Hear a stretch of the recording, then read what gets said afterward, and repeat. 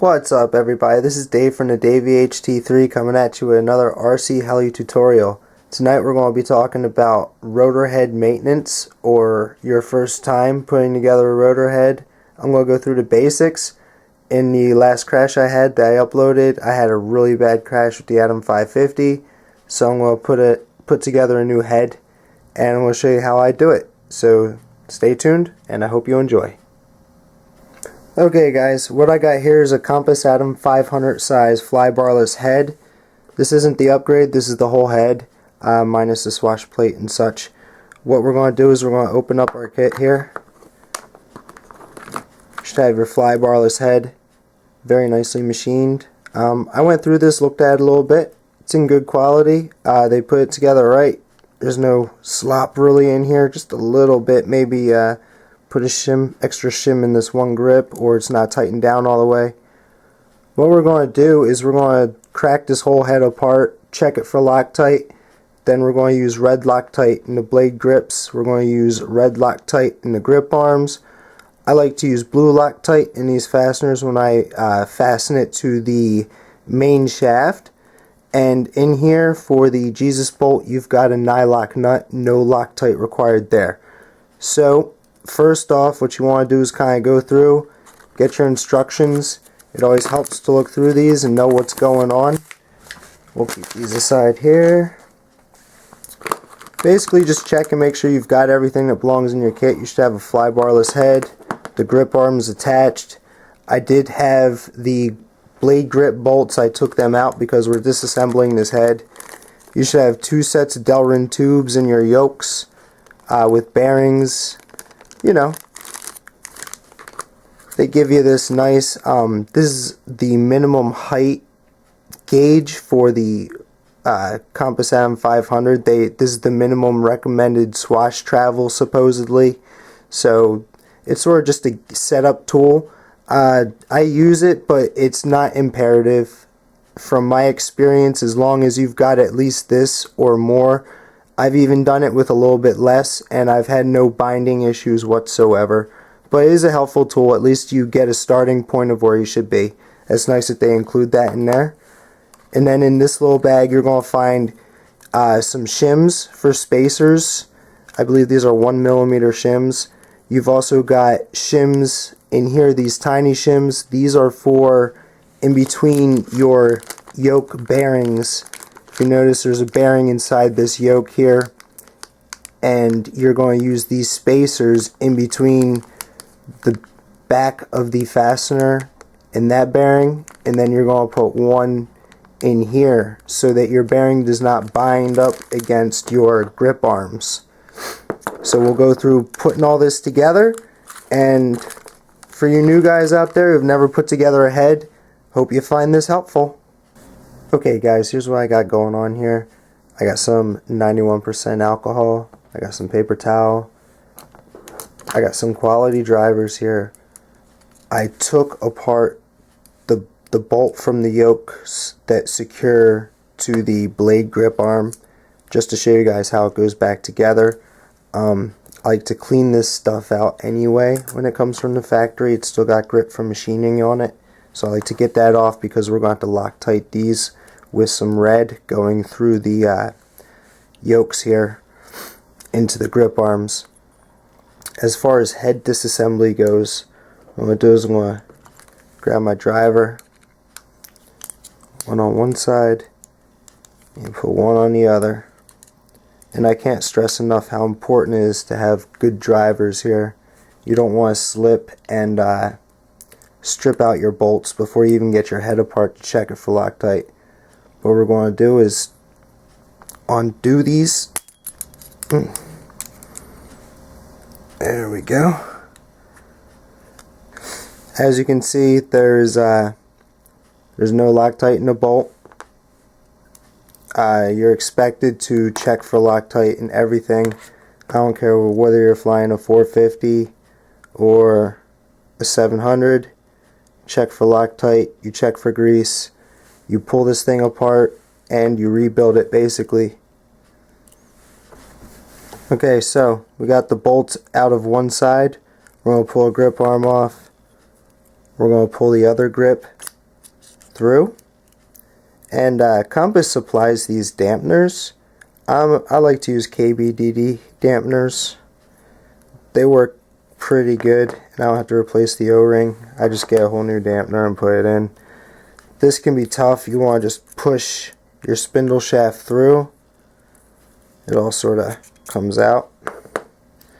Got your other grip arm. Got your head block. Okay, now is the problem. You've got a bolt on here. What do you do? How do you get it off? Very simple. There's two different ways you can do it. You can get some really good pliers, and you can grab it on the center where it would be going through the head block here, and you'd grip it there, and then get your driver on this side, or whichever way you're more comfortable with, and try to torque it. And you want to grip it as hard as you can with the pliers so it doesn't slip. I'd rather just put two really good Mars in rather than slip and put a whole groove through this feathering shaft or spindle shaft. So key advice there, grip it in the middle and hold it really tight. The way I prefer to do it though is I got a grippy little Bobby Watts tool here. It supports two sizes, like 450 and 500. It's a 4 and a 6 they call it. This tool is only like 10 or 15 bucks, well worth the money. What you do is it's got a one-way bearing in here, just like in the main gear that we talked about. If you can see that right there, it's got one way. You slip it over your feathering shaft, and now it grips the way you'd be loosening it. So what we can do is we can put our tool in there and twist it. I got the wrong size wrench. There we go. So now what we got is a one-way bearing, and look at that. No marring of your shaft, no grooves, no gouges, no nothing. And there you go. You can also use the G-force. I prefer this because you're not tightening down a set screw. It just grips on and you go.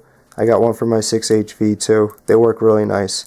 But what you want to do now is get the hardware that you're pulling out, get it all in there, and the alcohol soaking. We're also going to clean out the feathering shaft. I'll show you how to do that. We'll pop out this dampener from the other side of the head because I'm not going to use this. And if you look in here, there's like a little shoulder that you have to kind of get past before you put any pressure on your dampener. But if you just do it really carefully and take your time, they come out pretty easily. Okay guys, now we got the feathering shaft out, we've got the grip arms. Going to go ahead and undo these very carefully. There's a little bit of Loctite on there. It looks like they Loctited these, but we're going to go ahead and take these out anyway. Let them soak in alcohol a little bit, clean them up, and then we're going to apply red Loctite and we'll put it all back together. So go ahead and get your pieces apart, and I'll be right back. Okay guys, at this step I've got all of the parts that we've taken off so far sitting in alcohol, soaking I should say, getting all the grit and excess Loctite off of the parts. We'll clean those up before we reassemble to make sure we have a nice smooth flying head. We don't want any grit from machining processes or excess metal in between threads and such. At this stage in the game, what we're going to want to do is grab our blade grips here. And I'd say this step might be optional for you. Some of these blade grips are a heat job, meaning you'd want to either A, heat it with your torch to about 250 degrees, I'd say. And I guess with this in a vise or with an oven mitt, and then try to remove your bearings.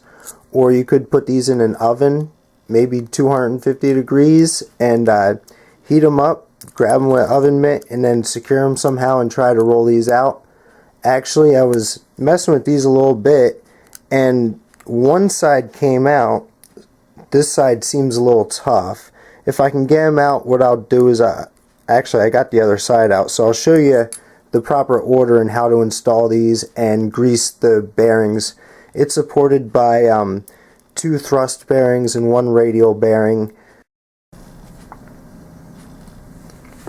Okay guys, so what I'm going to do is I'm going to grab my blade grip. I got a nice little flathead screwdriver here. This works pretty good. You've got a shoulder in here. You can see it right there. There's a shoulder machined into this blade grip. So what you want to do to get out these first set of bearings is get your straight screwdriver past this shoulder right here and then latch on to the bearing here. And I can see right there where see how I'm touching that edge of the bearing, and we'll go ahead and push it through nice and carefully. And you want to kind of alternate sides, go to the top, go to the bottom, go to the left, go to the right. Very carefully trying to get it out as squarely as possible. You don't want to damage your bearing before you even fly your head. So I'll go ahead and remove that. There it goes. As you can see, the bearing came out. I've got the it's got 2 spacers in it. Usually it's only got 1 in it. The other side of the radial bearing and the ball bearing. Then we'll go ahead to the other side. Actually, first we gotta get our radial bearing out. This guy should just kind of slide right out. And as you can see, Compass sends it well packed with grease. They do a good job of packing the bearings with grease. Okay, so it looks like I got everything out except for the 1 bearing. We'll go ahead past that shoulder. Oh, I forgot the other side of the radial bearing here. Sorry about that. Go ahead and pull this guy out. And if you look inside here, you can see that little machined hole in there for our grip arm to secure to. Sometimes there's a burr in there that can get in the way. Like right now I'm kind of trying to push through the one side of this burr. There we go, I got past it. You just gotta work it gingerly. She'll come eventually, just keep pushing slowly but surely. You don't want to damage the bore in here, the bore of the grip, or you don't want to damage the piece that you're trying to slide out or the bearing. So go ahead and keep working that, and we're going to get past this machined hole. Slowly working it, top, bottom, kind of in a clockwise fashion seems to work best. And there she goes. We gotta get this ball bearing out of the back here. That just pops right out. There we go. Okay guys, real quick I'm going to show you how I pack up my radial bearings or thrust bearings. Grab the bearing and my trusty little container of grease. Get a lot in there. Don't be stingy. And then you want to force this through, all the way through, so it's coming out the other side. That's when you know you've packed it good. And I do this to all these bearings to keep them really nice and lubed so that your flybarless system doesn't get any type of notchiness, because these bearings are loaded when the blade grips pull out. So it's very important that there's no notchiness in these bearings. I recommend changing them after a crash as well. They may not feel notchy, but they get notchy in their races. They're very delicate bearings. Okay, so I got my bearing packed with grease here just about. I'm going to set up and I'll show you how to do the reassembly of your flybarless head.